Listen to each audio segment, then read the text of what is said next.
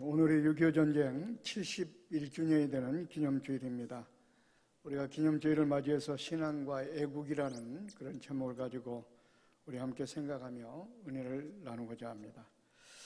지난날에 우리나라 비극의 역사를 돌아보면서 정말 그 위기 때마다 하나님께서 얼마나 우리와 함께 하시고 우리를 도와주셨는가 하는 것을 실감할 수가 있습니다. 그렇습니다. 오늘 본문에도 보니까 여호와께서 집을 세우지 아니하시면 세우는 자의 수고가 헛되고 여호와께서 집을 지키지 아니하시면 파수꾼의 깨어있음이 허사라고 이렇게 말씀하고 있습니다.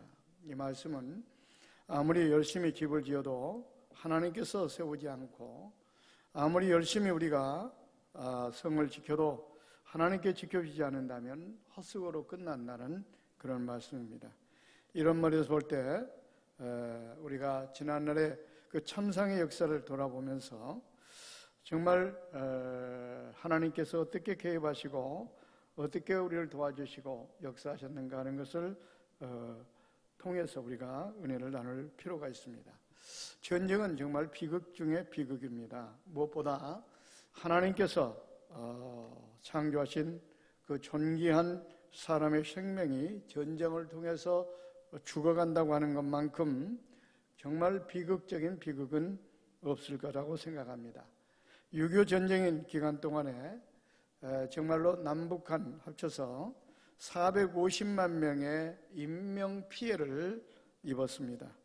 또 수많은 군인들도 죽고 다쳤을 뿐만 아니라 전쟁 고하로 자그만치 5만 명이나 발생하게 됩니다. 또 남편을 전쟁에서 잃어버리고 젊어서 과부가 된 과부가 30만 명이나 되고 또 행방불명된 사람이 36만 명이고 또 북한으로 끌려간 납북자가 8만 명이나 됩니다.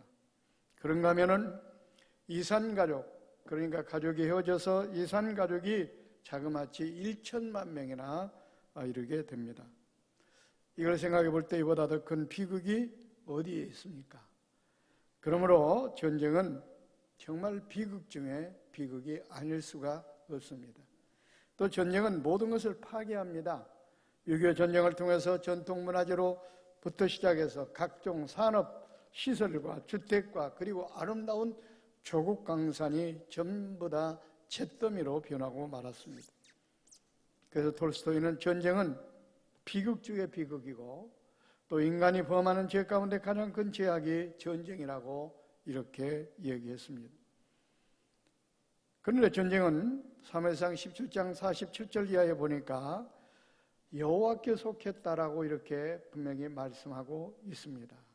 이 말은 전쟁은 하나님께서 허락해 주셔야 전쟁이 일어나는 것이고 또 전쟁의 성패도 하나님의 손에 달려있다고 하는 그런 말씀입니다.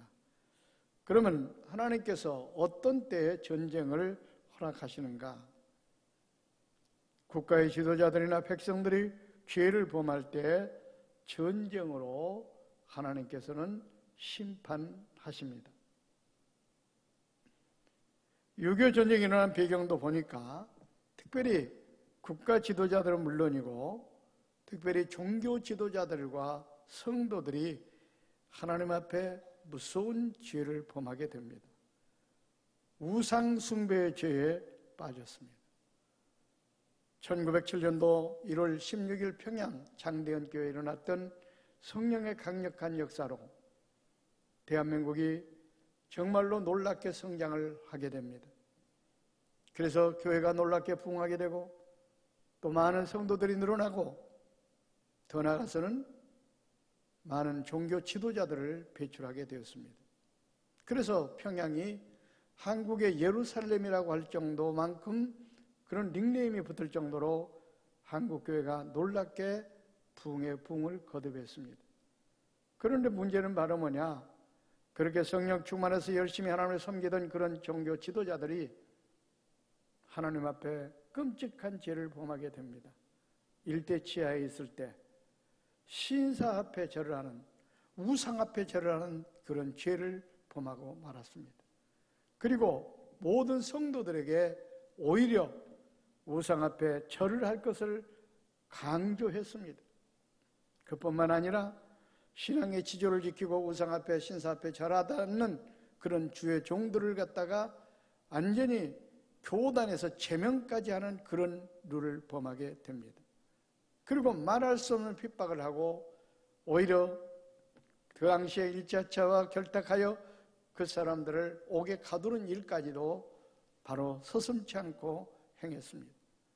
그뿐만 아니라 교인들이 헌금해가지고 만든 그 교회 총탑을 바로 일본군들의 무기를 만들도록 바로 그것을 떼가지고 헌납을 합니다. 이게 하나님의 종으로서, 하나님의 백성으로서 얼마나 큰 죄악입니까? 그래서 하나님께서는 6.25라는 전쟁을 통해서 바로 치신 겁니다. 이스라엘 역사를 보더라도 그렇습니다. 하나님의 백성들이, 특별히 주의 종들이 하나님 앞에 우상을 섬기는 죄를 범할 때 무엇보다도 강대국을 들어서 그들을 치셨습니다. 전쟁을 일으켜서 그들을 심판하셨습니다.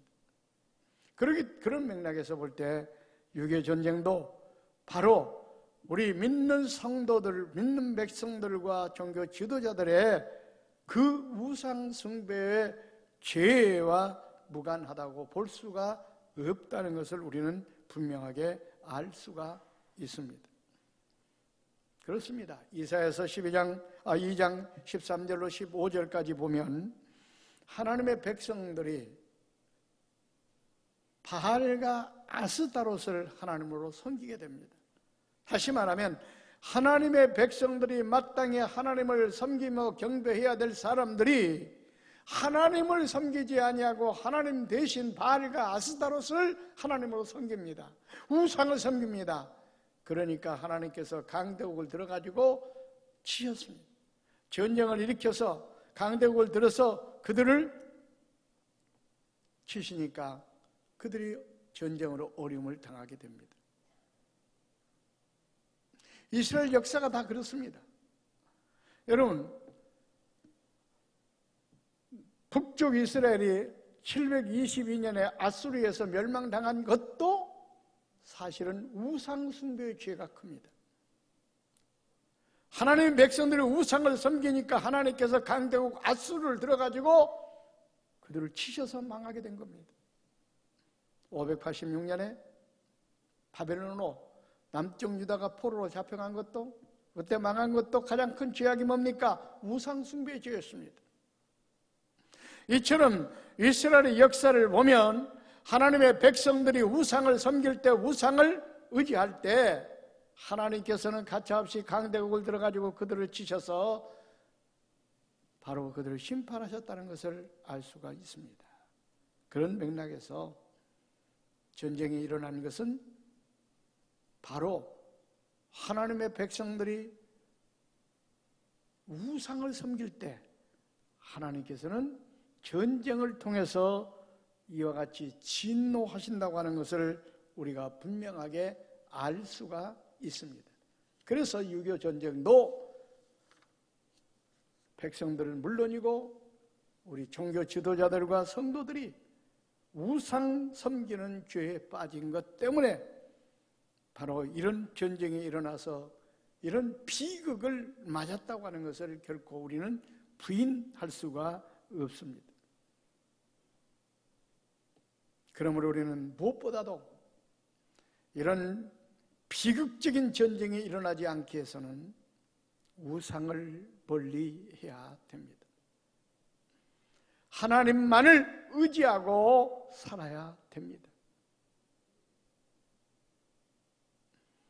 여기서 말하는 전쟁은 꼭 국가 간의 전쟁만을 의미하는 것은 아닙니다. 인간 생존 경쟁의 전쟁에서도 우리가 승리하기 위해서는 하나님을 의지해야 된다는 얘기입니다. 사탄 마귀의 싸움에서도 우리가 승리하기 위해서는 하나님을 의지해야 됩니다. 이 코로나의 싸움에서도 우리가 승리하기 위해서는 하나님을 의지해야 됩니다.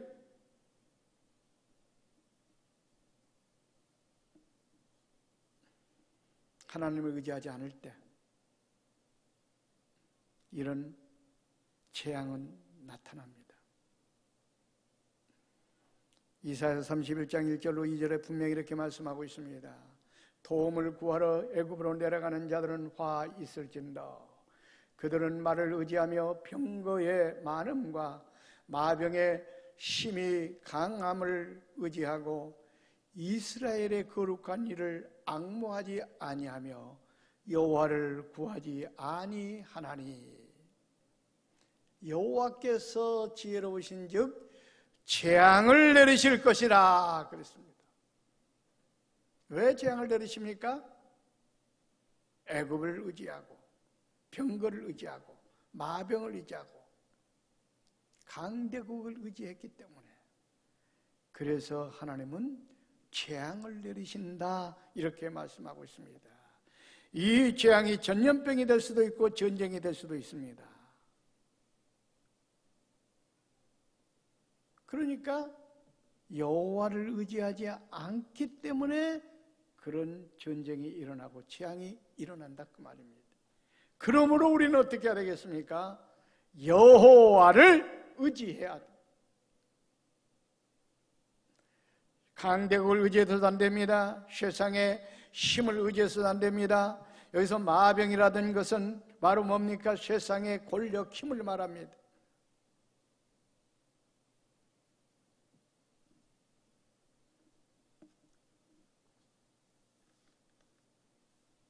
세상의 권력이나 물질이나 과학이나 힘을 의지하지 말고 하나님을 의지해야. 우리는 가정에 전쟁이 일어나지 않습니다. 사업장에 전쟁이 일어나지 않습니다. 국가의 전쟁이 일어나지 않습니다. 교회의 전쟁이 일어나지 않습니다.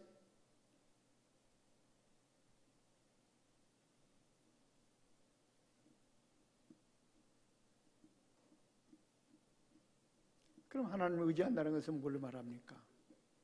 전폭적으로 하나님께 맡기고 하나님께 기도하는 것을 이야기하는 것입니다.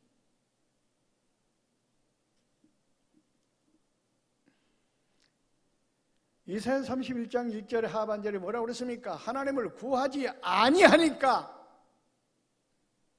그런 재앙이 임한다 그 말이에요. 그러니까 우리의 가정에, 우리의 삶에, 우리의 국가에, 우리의 신상에 그런 재앙이 일어나지 않게 해서 우리가 할 일은 바로 뭡니까? 여호와를 구해야 되는 것입니다. 구한다는 것은 기도하는 것을 의미하는 것입니다. 그렇습니다. 그런 재앙이 일어나지 않을 뿐만 아니라 재앙이 일어났다 할지라도, 전쟁이 일어났다 할지라도 기도하면 승리가 따라옵니다. 왜? 전쟁의 성패가 여호와 하나님의 손에 달려 있기 때문에 그렇습니다. 이사야서 31장에 여호와를 구하지 않는 것 때문에 재앙이 일어난다고 했는데, 이스라엘 백성들이 미디안과 전쟁할 때 사건을 우리가 볼 수가 있습니다. 그때 기드온이 사사로서 진두지휘를 하게 됩니다. 그런데 미디안 군대가 모래알처럼, 바닷가의 모래알처럼, 하늘의 별처럼, 메뚜기 떼처럼 어마어마한 수십만 대군이 몰려왔습니다.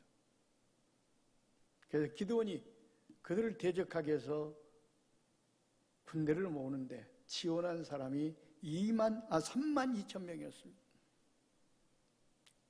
그러니까 하나님께서 기드온에게 말했습니다. 야, 사람이 너무나 많다. 줄여라. 그래서 300명으로 숫자를 줄였습니다. 그래가지고 300명을 데리고 그 전투에 출전해서 그 메뚜기떼처럼 많은 미디안 군대를 물리치고 대승을 거둡니다. 이 사건을 통해서 우리에게 주는 교훈이 무엇입니까? 전쟁의 승패가 사람의 수나 무기에 있지 않다고 하는 것을 이 사건을 통해서 우리에게 교훈하고 있는 것입니다. 그렇습니다. 사무엘상 17장 47절에 보면 이렇게 말씀합니다. 여호와의 구원하심이 칼과 창에 있지 아니함을 이 무리로 알게 하리라. 전쟁은 여호와께 속한 것인즉 그가 너희를 우리 손에 넘기시리라. 구원하심이 칼과 창에 있지 않다는 겁니다.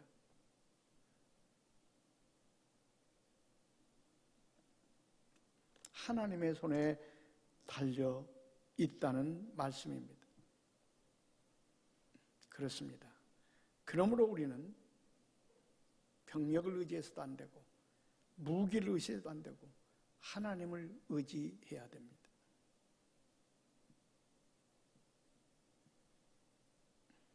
하나님을 의지하고 기도하면 하나님께서 승리를 안겨주십니다.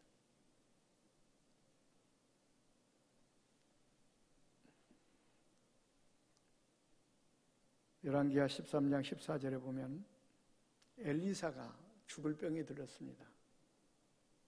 그때 이스라엘 왕 요아스가 그에게 찾아와 가지고 얼굴에 눈물을 흘리면서 엘리사에게 내 아버지여, 내 아버지여, 이스라엘의 병거와 마병이여. 아니 왜 왕이 엘리사를 찾아와 가지고 아버지여, 아버지여, 이스라엘의 마병과 병거여 이렇게 외치며 울었겠습니까? 그 이유가 열왕기하 6장에 보면은 알 수가 있습니다. 세 차례 전쟁이 있었는데 그때 아람 왕이 아주 전수 전략을 잘 짜가지고 이스라엘을 쳐들어오는데 이미 이스라엘이 그 비법을 미리 알고 대처를 하니까 번번이 승리를 못하는 거예요. 어떻게 알게 됐느냐? 엘리사가 기도하니까 하나님이 다 보여주신 거예요. 심지어는 침상에서 이와 같이 비밀로 작전을 쌓은 것까지도 엘리사는 다 알고 있고 그래가지고 왕에게 이야기해가지고 그걸 다 대비하게 만듭니다. 그 소문이 또 아람 왕에게 들어가니까 아람 왕이 화가 났습니다. 그래가지고 엘리사를 어떻게든지 잡아야 되겠다고 하는 그런 생각을 가지고 엘리사가 도단성에 있다고 하는 소문을 듣고 병사들을 보내가지고 겹겹이 포위를 합니다.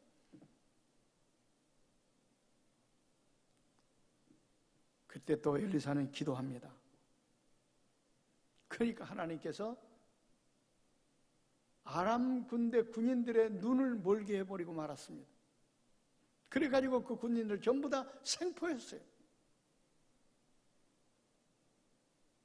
그러니까 아람 왕이 또 그 소식을 듣고 너무너무 화가 났습니다. 그래가지고 군대들을 전부 다 끌고 가가지고 사마리아 성을 완전히 포위해가지고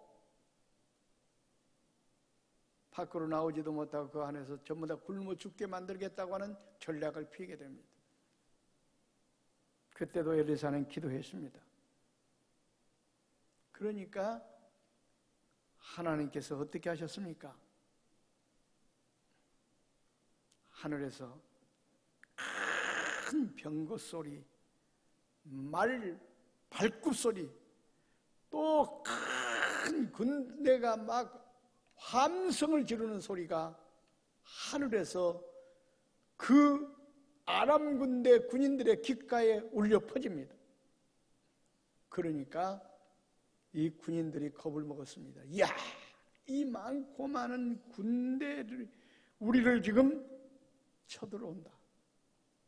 그래서 그들은 밤중에 혼비백산에서 다 도망을 쳐버리고 맙니다. 그러니까 어떻게 해요? 그 전쟁에서 승리하게 됩니다. 한마디로 말해서 엘리사의 기도가 그렇게 대승을 거두게 된 겁니다. 그래서 그 놀라운 사건을 안 요아스 왕이 엘리사가 병들어 죽었을 때 엘리사의 침상에 찾아가가지고 눈물을 흘리면서 아버지여, 아버지여, 이스라엘의 마병이여, 병거여, 이렇게 외치며 슬피 울었던 것입니다. 기도는 이런 놀라운 힘을 가지고 있습니다.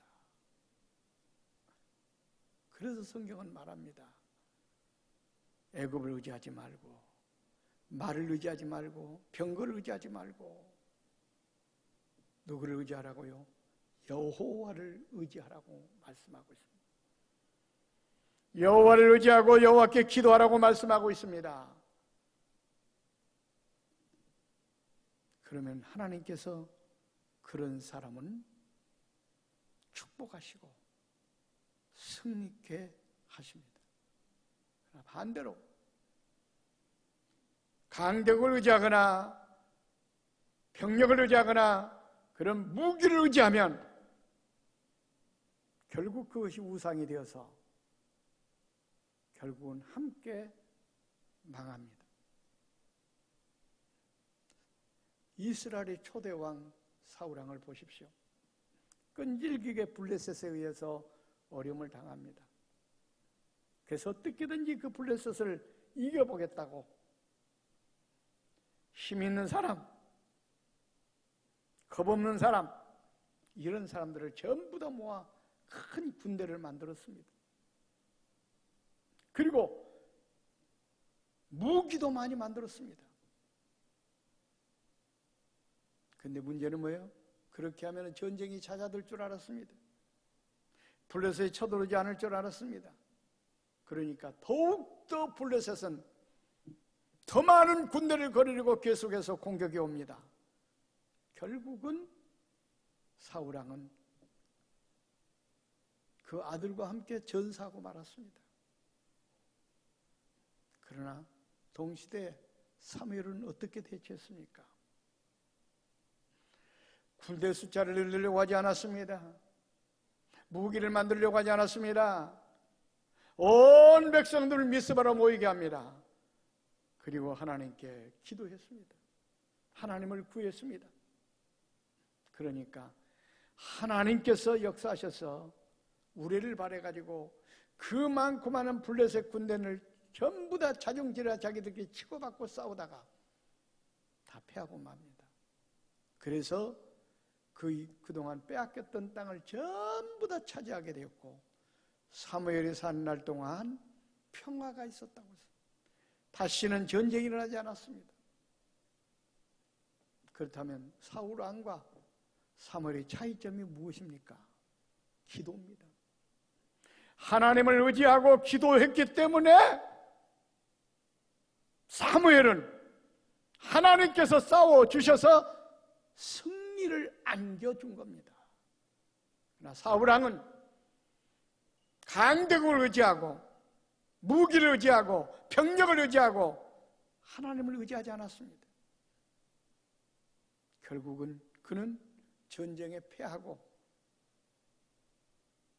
그것으로 만로를 구하고 말았습니다. 우리는 지금 어려운 시대를 살아가고 있습니다. 국가와 민족도 어려운 가운데 지금 빠져 있습니다. 코로나 사태로 인해서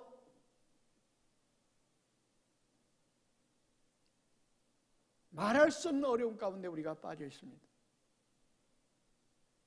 코로나와 싸워야 되죠. 우리가 북한과도 싸워야 되죠. 또 강대국과도 지금 경제적인 싸움을 하고 있습니다. 교회도 지금 사탄 마귀와 싸워 지금 교회가 침체돼 가고 있는 상황입니다. 이 싸움에서 우리가 다른 어떤 무기를 가지고 인간적인 수단을 가지고 방법을 가지고는 도저히 이길 수가 없습니다. 강대국을 의지한다고 되는 게 아닙니다. 무기를 의지한다고 되는 게 아닙니다. 의술을 의지한다고 되는 게 아닙니다. 하나님을 의지해야 돼요. 하나님께 기도해야 됩니다. 그러면 하나님께서 대신 싸워주셔서 우리에게 승리를 안겨주시는 것입니다.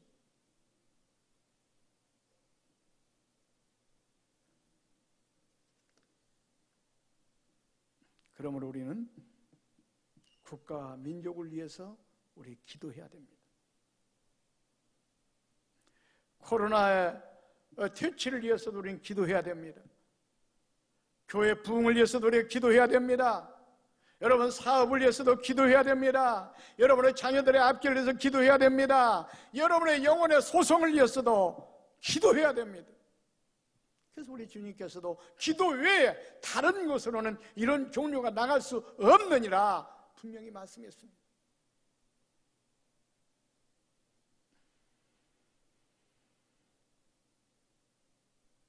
우리 기도합시다. 나라와 민족의 안녕을 위해서 기도하고 코로나 퇴치를 위해서 기도해야 되고 사탄 마귀와 영적인 싸움을 위해서도 우리가 기도해야 됩니다. 내일 새벽부터 특세가 시작됩니다. 어려운 때 하나님을 의지하고 기도하는 길밖에 없습니다. 우리 다 나오셔서 새벽을 깨우며 하나님께 부르짖어 기도하십시다. 그러면 하나님께서 대신 싸워주셔서 이 국가와 민족을 건져주시고 침체나 한국 교회를 살려주시고 여러분의 사업장을 살려주시고 자녀들을 살려주시고 여러분의 영혼을 살려주실 줄로 믿습니다. 오늘 말씀 붙들고 하나님만 의지하고 기도하는 꽃동산 교회와 성도들이 되시기를 주의 이름으로 축원을 드립니다. 기도하겠습니다. 하나님 감사합니다. 오늘도 귀한 말씀 감사합니다. 이 말씀 붙들고 그동안 오늘 세상을 의지하고 세상 것들을 더 바라고 살았던 어리석음을 용서하시고 하나님만 의지하게 하시고 하나님을 구하는 삶을 살아갈 수 있도록 은혜와 은총을 허락하여 주시옵소서. 사울왕은 세상 것 무기와 병력과 강대국을 의지할 때 오히려 패하고 말았습니다. 그러나 사무엘은 세상 것을 의지하지 않고 무기를 의지하지 않고 과학을 의지하지 않고 하나님만을 의지하고 기도했습니다. 결국 하나님께서 그에게 승리를 선물로 주었습니다. 우리도 국가와 민족을 위해서 하나님을 의지하고 기도하게 하옵소서. 교회를 위해서 기도하게 하옵소서. 내 영혼을 위해서 기도하게 하옵소서. 자녀들을 위해서 기도하게 하옵소서. 내 사업을 위해서 기도하게 하옵소서. 그래서 기도함으로 국가와 민족이 구원받게 하시고 교회가 부흥하게 하시고 사업이 살아나게 하시고 직장이 살아나게 하시고 자녀들이 승리하게 하시고 내 영혼이